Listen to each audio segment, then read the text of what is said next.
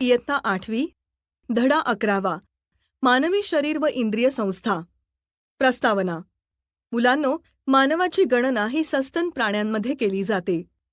सर्व प्राण्यांमध्ये मानव हा सर्वात बुद्धिमान प्राणी आहे. मानवी जीवशास्त्राचा अभ्यास करण्यासाठी मानवी शरीराच्या रचनेची माहिती करून घेणे गरजेचे आहे. मानवी शरीराचे कार्य व्यवस्थित पार पाडण्यासाठी मानवी शरीरामध्ये विविध संस्था कार्यरत असतात. या संस्थेंविषयी आपण याआधीही माहिती अभ्यासली आहे. तर मला सांगा, इंद्रिये व इंद्रिय संस्था कशापासून बनलेल्या असतात? इंद्रिये ही ऊतींपासून तर इंद्रिय संस्था या समान कार्य करणाऱ्या अवयवांपासून बनलेल्या असतात. अगदी बरोबर. उदाहरणार्थ डोळे, नाक, जीभ ही आपली इंद्रिये ऊतींपासून बनलेली असतात. बरं सांगा, मानवी शरीरामध्ये कोणकोणत्या इंद्रिय संस्था आहेत? बाई उत्सर्जन संस्था, प्रजनन संस्था, रक्ताभिसरण संस्था, पचन संस्था, चेता संस्था, अस्थि संस्था, स्नायू संस्था या इंद्रिय संस्था मानवी शरीरामध्ये असतात. छान. या इंद्रिय संस्थेमुळेच सजीव आपले दैनंदिन काम व्यवस्थितपणे पार पाडू शकतात. बरं, तुम्ही गाढ झोपल्यानंतर तुमच्या शरीरामध्ये कोणती कार्य सुरू असतात? रक्ताभिसरण, पचन कार्य, श्वसन प्रक्रिया, पचन क्रिया ही कार्ये सुरू असतात. अगदी बरोबर. झोपल्यानंतरही आपल्या शरीरात ह्या क्रिया सतत चालू असतात. मला सांगा, आपल्या शरीरात कोणकोणत्या जीवनक्रिया सतत चालू असतात? श्वसन, रक्ताभिसरण आणि चेतासंस्था या जीवनक्रिया सतत चालू असतात. बरोबर. इंद्रिय संस्था. मुलांनो, आपल्या शरीरातील जीवनक्रिया व्यवस्थित पार पाडण्यासाठी अनेक इंद्रिये समूहाने आपली कामे करत असतात. या जीवन प्रक्रियांचे वेगवेगळे टप्पे असतात. एका विशिष्ट टप्प्यांवर विशिष्ट इंद्रिये आपले काम करत असतात. एखादे ठराविक काम एकत्रितपणे पूर्ण करणाऱ्या इंद्रिय समूहाला इंद्रिय संस्था असे म्हणतात. आपल्या शरीरामध्ये पचन संस्था, श्वसन संस्था, रक्ताभिसरण संस्था, चेता संस्था, उत्सर्जन संस्था, प्रजनन संस्था, अस्थि संस्था, स्नायू संस्था अशा अनेक इंद्रिय संस्था आपले कार्य अविरत करत असतात. तर या पाठामध्ये आपण मानवी शरीरातील अशा अनेक इंद्रिय संस्थांविषयी माहिती घेऊया. तत्पूर्वी मला सांगा, प्राण्यांच्या शरीरामध्ये श्वासोच्छवासाचे कार्य कोणकोणती इंद्रिये करतात? नाक, घसा, स्वरयंत्र, श्वसननलिका, फुफ्फुसे, वायुकोश, श्वासपटल, बरगड्यांचे स्नायू यांच्या साहाय्याने प्राण्यांच्या शरीरामध्ये श्वासोच्छवासाचे कार्य चालते. अगदी बरोबर. या इंद्रियांमार्फत जे कार्य चालते ते सस्तन प्राण्यांमध्ये चालते. तर जलचर प्राणी हे कल्ल्यांच्या साहाय्याने श्वासोच्छवासाचे कार्य करतात. तसेच वेगवेगळ्या अपृष्ठवंशीय प्राण्यात वेगवेगळी श्वसनेंद्रिय असतात. श्वसन प्रक्रिया. मानवी शरीरामध्ये विविध जीवन प्रक्रिया चालू राहण्यासाठी ऊर्जेची खूप आवश्यकता असते. ऊर्जेची निर्मिती ही पेशींमध्ये होत असते. या ऊर्जा निर्मितीसाठी पेशींना विद्राव्य अन्नघटक व ऑक्सिजनचा पुरवठा होणे खूप गरजेचे असते. ही कामे श्वसन संस्था व रक्ताभिसरण संस्था करतात. श्वसनाची प्रक्रिया ही बहिश्वसन किंवा बाह्य श्वसन, अंतश्वसन आणि पेशीश्वसन या 3 टप्प्यात होत असते. त्यांची आता आपण माहिती घेऊ. बहिश्वसन किंवा बाह्य श्वसन. नाकावाटे आपण श्वास घेतो. नाकाच्या 2 छिद्रांना नासिका छिद्रे म्हणतात. त्यामागील पडद्याला नासिका पटल असे म्हणतात. नाक हे घाणेंद्रिय आहे. नाकाद्वारे आपण श्वास घेतो व उच्छ्वास सोडतो. श्वास घेणे. नाकाद्वारे आपण हवा आत घेतो व ती हवा श्वसन नलिकेमार्फत दोन्ही फुफ्फुसात जाते. उच्छ्वास. फुफ्फुसात घेतलेला हवेतील ऑक्सिजन रक्तामध्ये मिसळतो. त्यानंतर रक्त शरीरातील कार्बन डायऑक्साईड म्हणजे CO2 फुफ्फुसाकडे पोहोचवते व उच्छ्वासावाटे ही हवा बाहेर टाकली जाते. अशा प्रकारे श्वास घेणे व उच्छ्वास म्हणजे श्वास सोडणे या दोन्ही क्रिया फुफ्फुसांमार्फत घडून येतात. त्यामुळे या दोन्ही क्रियांना एकत्रितपणे बहिश्वसन किंवा बाह्यश्वसन असे म्हणतात. अंतश्वसन. शरीरातील सर्वच पेशी व रक्त यांच्या दरम्यान वायूंची देवाणघेवाण होत असते. या वायूंच्या देवाणघेवाणीलाच आपण अंतश्वसन असे म्हणतो. अंतश्वसन या क्रियेद्वारे रक्तातून पेशींमध्ये ऑक्सिजन म्हणजेच O2 वायू जातो. तर पेशीतून रक्तामध्ये कार्बन डायऑक्साईड येतो. पेशी श्वसन.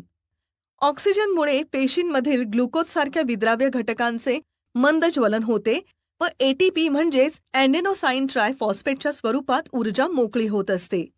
या क्रियेबरोबरच कार्बन डायऑक्साईड व जलबाष्प हे उपयोगी नसणारे पदार्थही तयार होतात.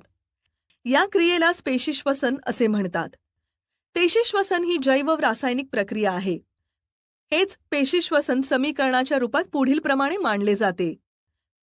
C6H12O6 अधिक 6O2 अभिक्रिया 6CO2 अधिक 6H2O ऊर्जा 38 ATP. अशा प्रकारे श्वसनाची प्रक्रिया ही वरील 3 टप्प्यात चालते. जरा डोके चालवा. मुलांनो, खालील तक्त्यात अमिबा, गांडूळ, झुरळ, वनस्पती, जलचर प्राणी आणि पक्षी हे कशाच्या सहाय्याने श्वसन करतात ते दिले आहे. त्याचे तुम्ही नीट निरीक्षण करून हा तक्ता लक्षात ठेवा. अशा प्रकारे वरील तक्त्यावरून अमिबा, गांडूळ, झुरळ, वनस्पती, विविध जलचर प्राणी व पक्षी हे कसे श्वसन करतात हे स्पष्ट होते. बरं, आता मला सांगा, इंधनाच्या ज्वलनातून उष्णतेबरोबर ध्वनी व प्रकाशाची निर्मिती होते. तर याच प्रकारे पेशीत अन्न घटकांचे ज्वलन होत असताना ध्वनी व प्रकाशाची निर्मिती होत असेल का? नाही, कारण ध्वनी व प्रकाश पेशीतील रासायनिक प्रक्रियेने तयार होत नाहीत. अगदी बरोबर.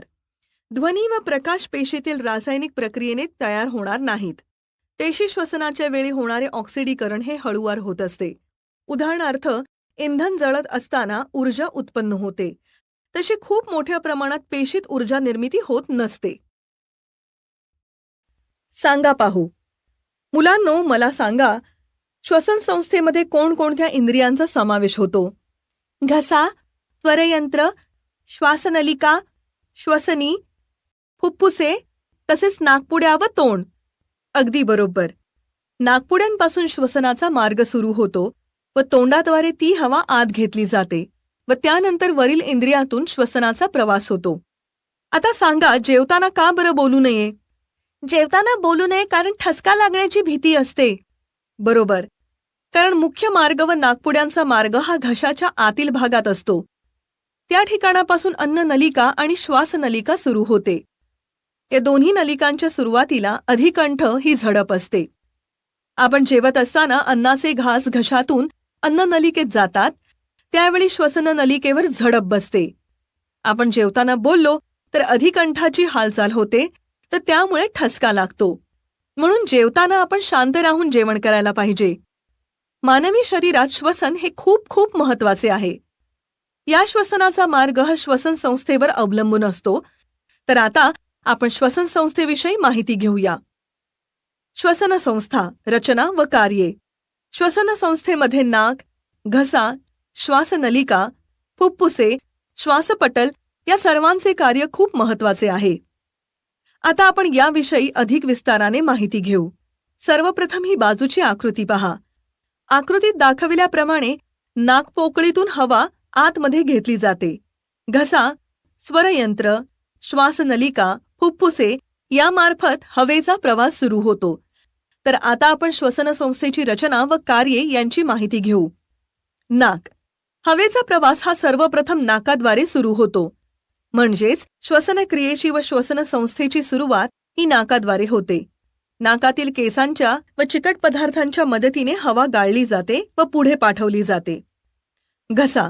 घशापासून अन्ननलिका व श्वसननलिका सुरू होतात. श्वासनलिका ही अन्ननलिकेच्या पुढे असते. श्वासनलिकेच्या वरील बाजूस एक झाकण असते. अन्ननलिकेत अन्न जाताना या झाकणामुळे श्वसननलिका झाकली जाते. त्यामुळेच श्वसननलिकेमध्ये अन्नाचे कण शिरत नाहीत. इतर वेळी श्वासनलिका उघडी असते, यामुळे हवा घशातून श्वासनलिकेत जाते. श्वासनलिका. श्वासनलिकेचा सुरुवातीचा भाग हा स्वरयंत्रामुळे फुगलेला दिसतो. छातीमध्ये श्वासनलिकेला 2 फाटे फुटलेले असतात. एक फाटा उजव्या फुफ्फुसाकडे तर एक फाटा डाव्या फुफ्फुसाकडे जातो. फुफ्फुसे. छातीच्या पोकळीत हृदयाच्या डाव्या व उजव्या बाजूस एक एक फुफ्फुस असते. छातीच्या पोकळीचा बराचसा भाग हा फुफ्फुसानेच व्यापलेला असतो. त्यामुळेच हृदयाचा पण बराचसा पृष्ठभाग हा झाकला जातो. प्रत्येक फुफ्फुसावर 2 पदराचे आवरण असते. त्या आवरणाला फुफ्फुस आवरण असे म्हणतात. फुफ्फुसे ही स्पंजासारखी असतात.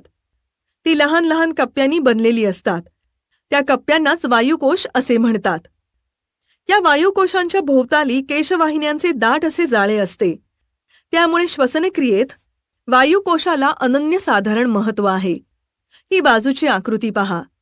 या आकृतीत दाखवल्याप्रमाणे वायुकोशावरील आवरण हे झिरझिरीत म्हणजे थोडे थोडे मोकळे असते. तसेच केशवाहिन्यांचे आवरण हे सुद्धा फार पातळ असते. या पातळ आवरणातून वायूची देवाणघेवाण सहजपणे होत असते. फुफ्फुसांमध्ये असंख्य वायुकोश असल्यामुळे वायूंच्या देवाणघेवाणीसाठी खूप मोठा विस्तृत पृष्ठभाग उपलब्ध असतो. अशा प्रकारे फुफ्फुसांद्वारे कार्य पार पडते. फुफ्फुसामध्ये होणारी वायूंची देवघेव. फुफ्फुसातील वायुकोशांभोवती रक्त वाहत असल्यामुळे वायूंची देवघेव चालू असते. रक्तातील तांबड्या पेशींमध्ये हिमोग्लोबिन हे लोहयुक्त प्रथिन असते. हेच हिमोग्लोबिन वायुकोशात आलेला हवेतील ऑक्सिजन शोषून घेते. त्याचवेळी कार्बन डायऑक्साईड व जलबाष्प रक्तातून वायुकोशात जातात व तेथील हवेत मिसळून जातात.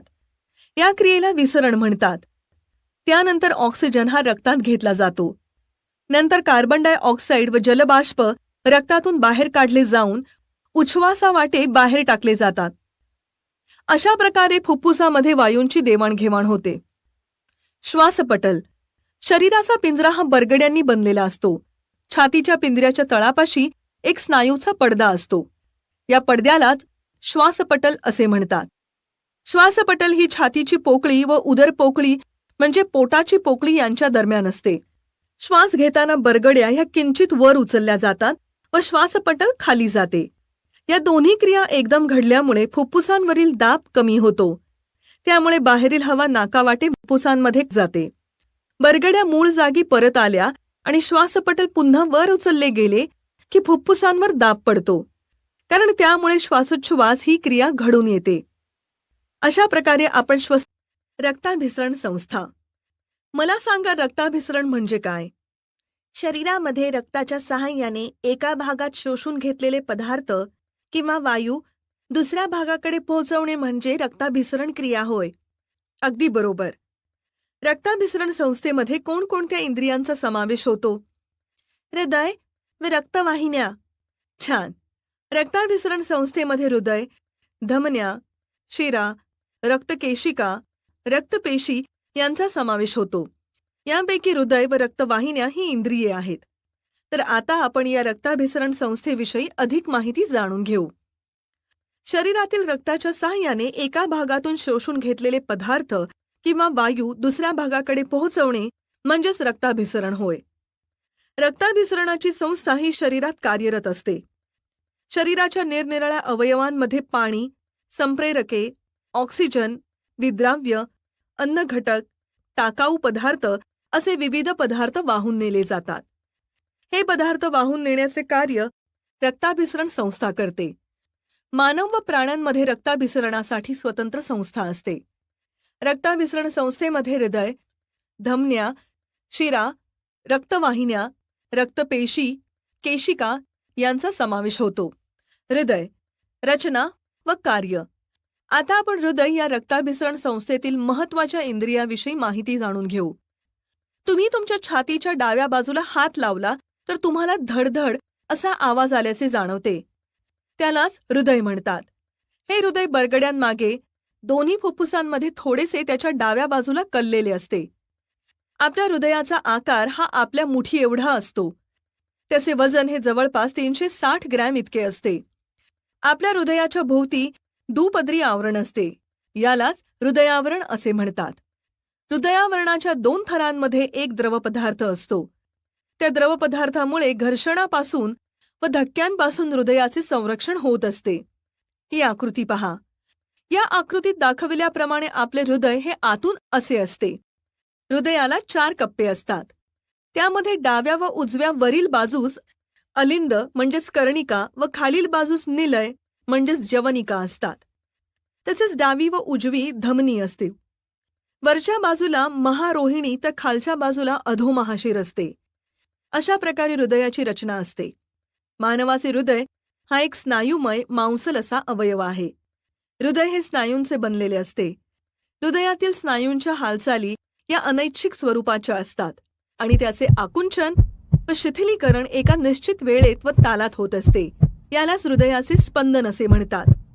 हृदयाच्या आतमध्ये असलेल्या उभ्या पडद्यामुळे हृदयाचे डावा व उजवा असे 2 भाग होतात. पुन्हा याच 2 भागांचे प्रत्येकी 2-2 कप्पे पडतात. अशा प्रकारे हृदयाचे 4 कप्पे असतात. त्यातील वरच्या कप्प्यांना आलिंद तर खालच्या कप्प्यांना निलय असे म्हणतात. शरीराकडून हृदयाकडे येणारे रक्त स्वीकारण्याचे कार्य अलिंदाचे असते व हृदयातील रक्त बाहेर घेऊन जाण्याचे काम निलय करतात. उजव्या बाजूला अशुद्ध रक्त असते व डाव्या बाजूला शुद्ध रक्त असते. उजव्या बाजूला शरीराकडून आलेले रक्त फुफ्फुसामध्ये जाते. नंतर फुफ्फुसामध्ये रक्तातील कार्बन डायऑक्साईड बाहेर फेकला जाऊन प्राणवायू शोषला जातो. हे रक्त हृदयाच्या डाव्या कर्णिकेत आणले जाते आणि तेथून ते डाव्या जवनिकेतून शरीरभर पोहोचवले जाते. अशा प्रकारे हृदयाचे कार्य चालते. रक्तवाहिन्या, रचना व कार्य. मुलांनो, आपल्या शरीराच्या डाव्या बाजूवर हात ठेवला की आपल्याला धडधड होत असल्याचे जाणवते. हृदयाची स्पंदने सतत चालू असतात. त्यामुळे रक्तवाहिन्यातही सतत रक्त फिरत असते. या रक्तवाहिन्या 2 प्रकारच्या असतात. रोहिणी म्हणजे धमन्या, नीला म्हणजे शिरा. त्यांची आता आपण माहिती घेऊ. रोहिणी, धमन्या. आपल्या हृदयापासून शरीरातील वेगवेगळ्या भागाकडे रक्त वाहून नेले जाते. या रक्त वाहून नेणाऱ्या वाहिन्यांना धमन्या असे म्हणतात.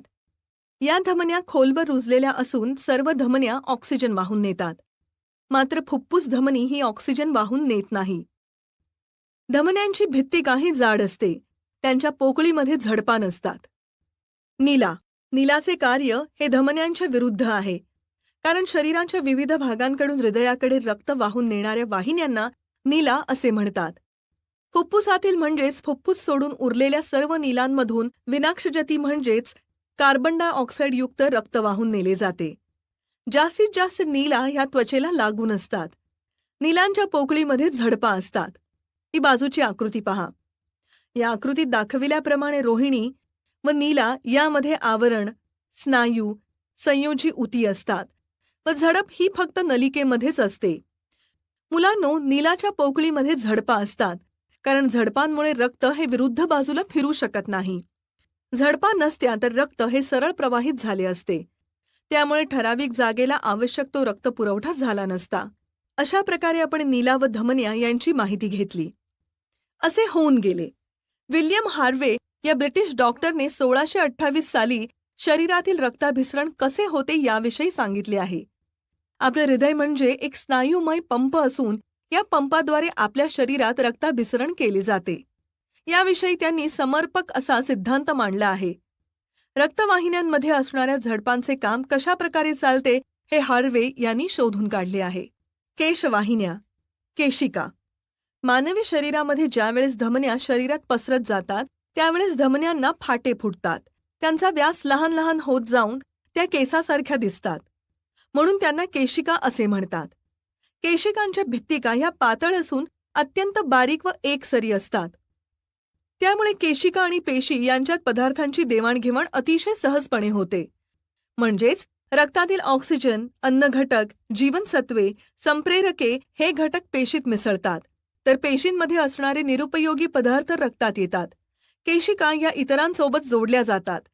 त्यामुळे जास्त व्यासाच्या वाहिन्या तयार होतात. त्या वाहिन्यांना शिरा असे म्हणतात. ही बाजूची आकृती पहा. या आकृतीत दाखवल्याप्रमाणे हृदयाकडून जाणारी धमनी दाखवली आहे. त्या धमनीला फाटे फुटलेले दिसतात. तसेच ते फाटे लहान लहान होत समोर जातात. ते केसासारखे दिसतात. त्यांनाच केशवाहिन्या म्हणतात. याच केशवाहिन्या एकमेकींना जोडल्या जाऊन त्याचे शिरात रूपांतर होताना दिसते. अशाच केशवाहिन्यांचे जाळे हे शरीरातील प्रत्येक अवयवात पसरलेले असते. माहीत आहे का तुम्हाला, हृदय हे आपल्या शरीरात खूप महत्त्वाचे कार्य करते. निरोगी माणसाचे हृदय हे दर मिनिटाला 72 वेळा धडधडते. म्हणजेच एका मिनिटात 72 वेळा हृदयाचे ठोके पडतात. व्यायाम केल्यामुळे किंवा शारीरिक कार्य जास्त केल्यामुळे तसेच मनात निर्माण होणाऱ्या भावनांमुळे हृदयाचे ठोके वाढत असतात. तर माणूस आराम करत असेल किंवा झोपला असेल तर हे हृदयाचे ठोके कमी होतात. लहान बालकांच्या हृदयाच्या ठोक्यांची संख्या ही जास्त असते. हृदयाचे ठोके पडत असताना 2 प्रकारचे आवाज येतात. त्यातील एका आवाजाला डब व दुसऱ्या आवाजाला लब असे म्हणतात. आपले हृदय हे प्रत्येक ठोक्याला जवळपास 75 मिलीलिटर रक्त हे पुढे ढकलते. अशा प्रकारे हृदय कार्य करीत असते. हृदयातील रक्ताभिसरण, हृदयाचे कार्य. आता आपण हृदयातील रक्ताभिसरणाविषयी व हृदयाच्या कार्याविषयी माहिती अभ्यासूया.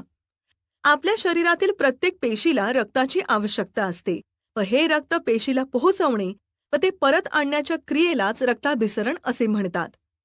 रक्ताभिसरणाचे कार्य हे हृदयाच्या स्पंदनामुळे घडून येते. रक्त सतत फिरत राहण्यासाठी हृदयाच्या आकुंचन व शिथिलीकरण या क्रिया एकांतरितच घडत असतात. एक आकुंचन व त्यानंतरचे एक शिथिलीकरण म्हणजेच हृदयाचा एक ठोका होय.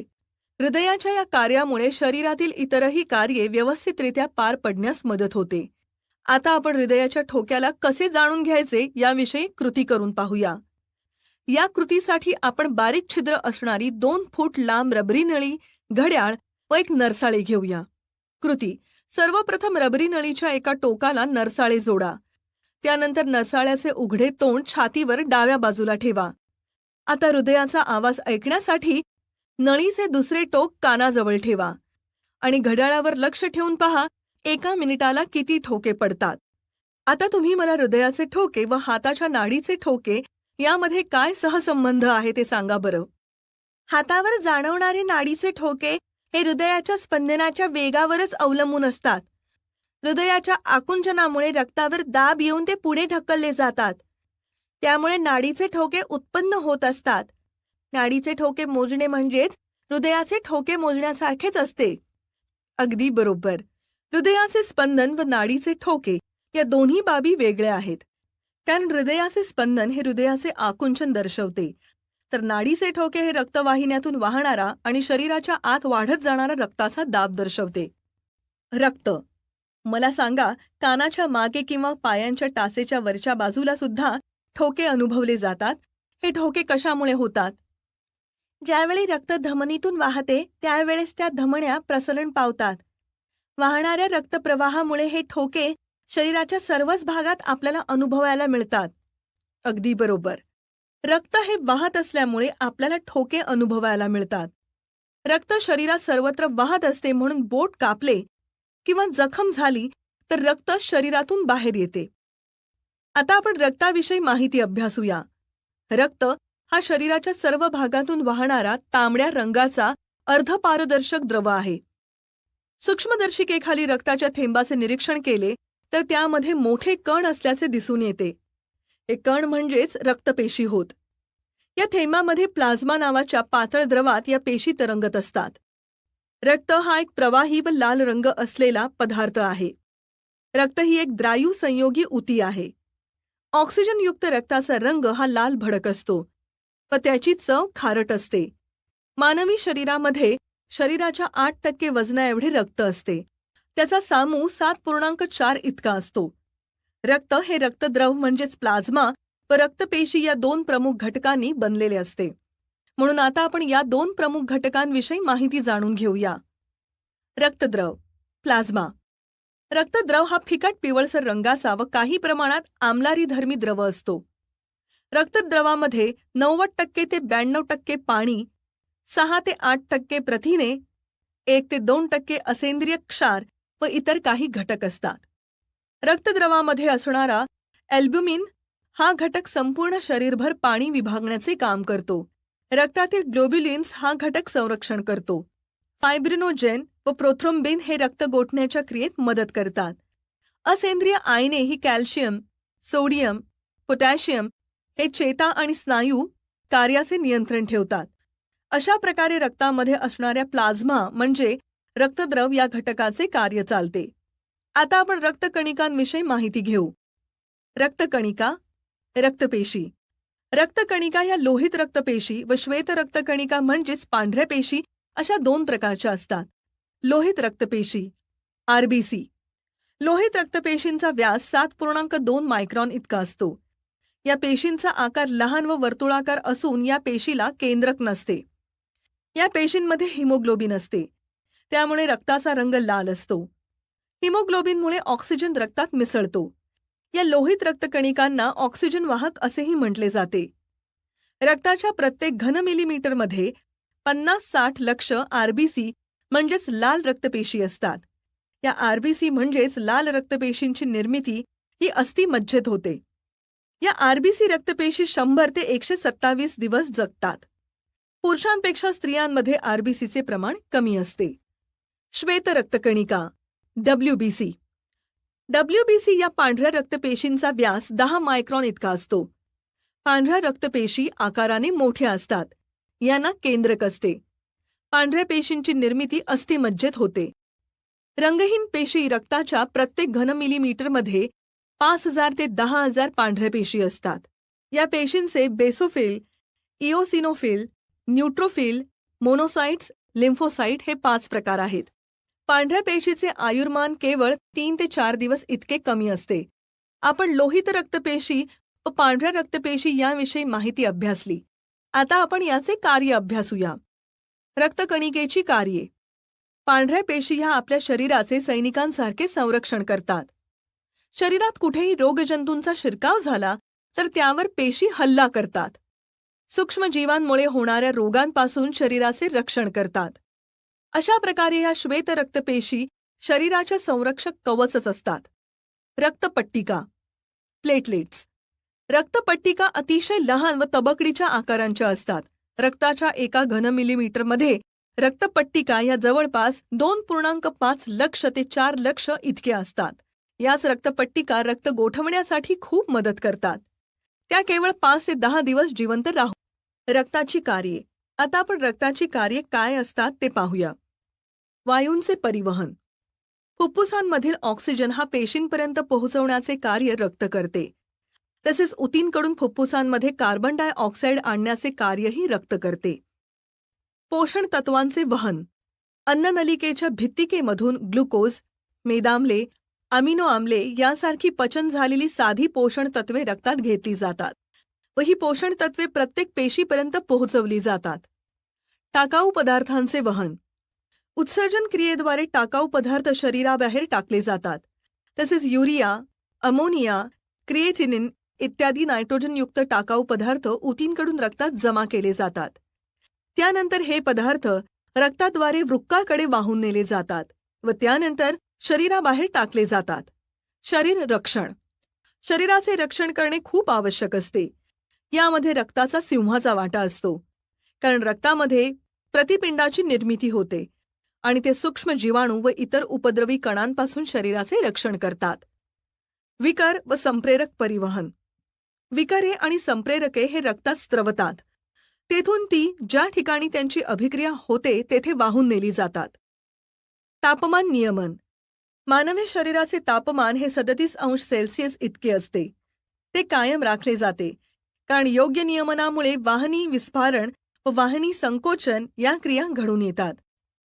रक्त हे शरीरातील सोडियम, पोटॅशियम यांसारख्या क्षारांचा समतोल राखण्यास मदत करते. कधी कधी रक्त वाहत असल्यास गुठळी तयार करून जखम बंद केली जाते. हे महत्त्वाचे कार्य प्लेटलेट व रक्तद्रवातील फायब्रिनोजेन ही प्रथिने करतात. अशा प्रकारे आपण रक्ताची कार्य अभ्यासली आहेत. मानवी रक्तगट. मुलांनो, या अगोदर आपण रक्तगटाविषयी माहिती अभ्यासली आहे. आता आपण मानवी रक्तगट याची अधिक विस्ताराने माहिती घेऊया. रक्तामध्ये प्रतिजन व प्रतिपिंडे ही 2 प्रथिने रक्ताचे वेगवेगळे गट तयार करण्याचे कार्य करतात. त्यामुळेच मानवी रक्ताचे ए, बी, AB व O हे 4 प्रमुख गट तयार होतात. RH म्हणजेच रिसस पॉझिटिव्ह व RH नेगेटिव्ह असे प्रत्येक गटाचे 2 प्रकार मिळून 8 रक्तगट तयार होतात. उदाहरणार्थ ARH पॉझिटिव्ह व ARH नेगेटिव्ह. रक्तदान. मुलांनो, रक्तदान म्हणजेच एक प्रकारचे जीवनदान होय. कारण एकसारखे गट असलेले रक्त हे वेगवेगळ्या व्यक्तीला चढवता येते. तसेच वेगळे रक्तगट मात्र ते ठराविक रक्तगटाला जुळून येत असतात. जसे एखाद्या व्यक्तीचा अपघात झाला की रक्त वाहते किंवा शस्त्रक्रिया करतेवेळी रुग्णाला रक्त द्यावे लागते. तसेच ॲनेमिया, थॅलेसेमिया व कॅन्सरग्रस्त रुग्णांना बाहेरून रक्तपुरवठा केला जातो. शरीरातील रक्ताची कमतरता भरून काढण्यासाठी बाहेरचे रक्त देण्यात येते. यालाच रक्तपराधान असे म्हणतात. अशा प्रकारे रक्तदान करून हे रक्त साठवले जाते व रक्तपराधनासाठी रक्तपेढ्यामार्फत रक्तपुरवठा केला जातो. रक्तपेढ्या. रक्तपेढ्यांमध्ये निरोगी व्यक्तीच्या शरीरातून रक्त काढले जाते व ते गरजूंना पुरवले जाते. हे जमा केलेले रक्त काही दिवस शीतकपाटामध्ये म्हणजेच रेफ्रिजरेटरमध्ये काही दिवसांपर्यंत ठेवता येते. रक्तदाता. जी व्यक्ती रक्त देत असते तिला रक्तदाता असे म्हणतात. रक्तग्राही. ज्या व्यक्तीला रक्त दिले जाते त्या व्यक्तीला रक्तग्राही असे म्हटले जाते. ओ गटाचे रक्त हे सर्व गटातील व्यक्तीला देता येते व AB गटाची व्यक्ती सर्वांकडून रक्त घेऊ शकते. म्हणूनच ओ रक्त गटाला सर्व योग्य दाता म्हणजेच युनिव्हर्सल डोनर असे म्हणतात. तर AB रक्तगटाला सर्व योग्य ग्राही म्हणजेच युनिव्हर्सल रेसिपेंट असे म्हणतात. रक्तगट हे अनुवांशिक असतात. शरीरात मातापित्यांकडून येणाऱ्या जनुकांवर ते अवलंबून असतात. रक्तदान करतेवेळी रक्तगट जुळले तरच ते रक्त रुग्णाला दिले जाते. आजचा रक्तदाता हा उद्याचा रक्त घेणारा असू शकतो. रक्तदान केल्यामुळे इतरांना जीवनदान मिळते. अपघात, रक्तस्राव, प्रसव काळ व शस्त्रक्रियांमध्ये रुग्णांना रक्ताची गरज पडते. निरोगी व्यक्तींद्वारा केलेल्या रक्तदानाचा उपयोग गरजू रुग्णांचे जीवन वाचवण्यासाठी होतो. म्हणून रक्तदान हे सर्वश्रेष्ठ. रक्तदाब. Blood pressure. मुलांनो, तुम्ही नेहमी मोठ्या व्यक्तीला बीपीचा त्रास आहे असे ऐकत असाल. बीपी म्हणजेच ब्लड प्रेशर. हृदयाच्या आकुंचन व प्रसरणामुळे धमन्यांमध्ये असणारे रक्त हे प्रवाहित ठेवले जाते. आकुंचनामुळे धमन्यांच्या भिंतीवर रक्ताचा दाब पडतो. त्यालाच रक्तदाब असे म्हणतात. शरीराच्या सर्व भागांपर्यंत रक्त पोहोचवण्यासाठी रक्तदाब हा योग्य असायला पाहिजे. हृदयाचे आकुंचन ज्यावेळी होते तेव्हा रक्त जोराने रक्तवाहिन्यांमध्ये ढकलले जाते. त्याचा रक्तवाहिन्यांच्या अंतरस्तरावर दाब अधिक असतो. ज्यावेळेस जो दाब नोंदविला जातो त्याला सिस्टॉलिक दाब म्हणजेच आकुंचक दाब असे म्हणतात. हृदयाच्या प्रसरणाच्या वेळी जो दाब नोंदवला जातो त्याला डायस्टोलिक दाब म्हणजेच प्रकुंचनीय दाब असे म्हटले जाते. ही बाजूची आकृती पहा. या यंत्राद्वारे रक्तदाब मोजला जातो. निरोगी माणसाचा रक्तदाब हा 120 ते 80 मिलीमीटर ते 139 ते 89 मिलीमीटर मर्क्युरीच्या म्हणजेच पाऱ्याच्या स्तंभा एवढा असतो. तो मोजण्यासाठी रक्तदाबमापक यंत्रामध्ये स्पिग्मोमॅनोमीटर नावाचे यंत्र वापरले जाते. उच्च रक्तदाब. उच्च म्हणजे जास्त.